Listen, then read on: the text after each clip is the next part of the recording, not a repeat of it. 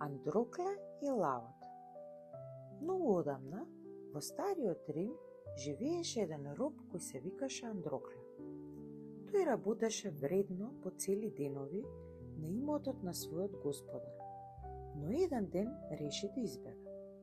Ако го најдеа стражарите од императорот, ќе го вратеа кај господарот или полошо, ќе ги нахранеа со него лавовите во гладиаторската арена. Затоа Андрокле се скри во една пештера за да преноќи.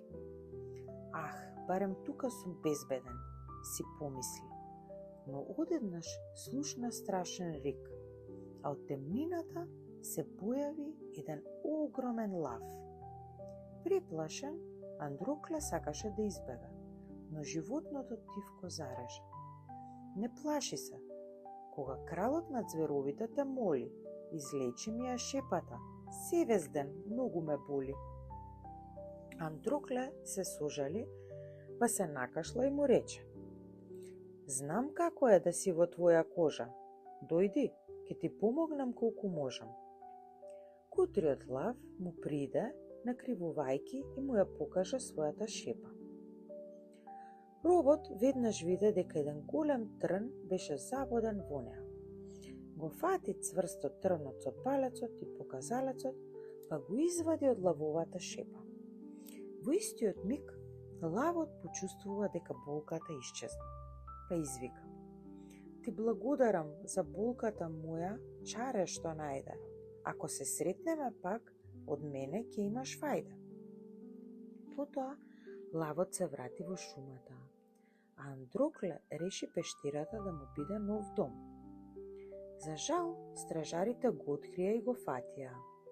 Го оковаа и го однесоа во арената, каде што требаше да им се придружи на гладиаторите во борба со диви ѕверови.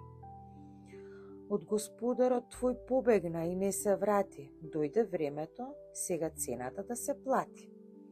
Му дадоа еден стар меч и шлем и го фрлија во арената.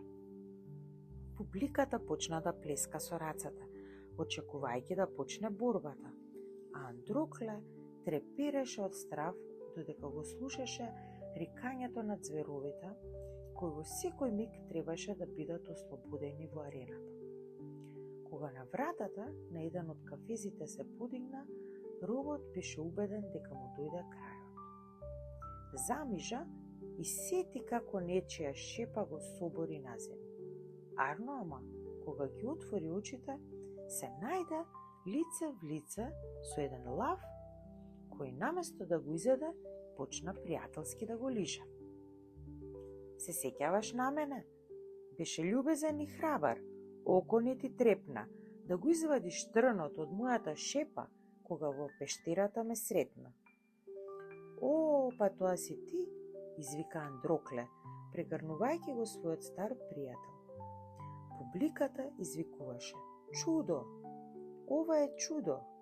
А императорот нареди обајцата, и робот и лавот да бидат ослободени. Од тој ден тие беа неразделни и живееа среќно за секогаш. И запамнете, оној што добрина на другите им прави, може да очекува само добрина за возврат, затоа што доброто со добро се враќа. За повеќе интересни приказни, бајки и сказни, како и за поддршка и подобрување на каналот, ве молам стиснете subscribe.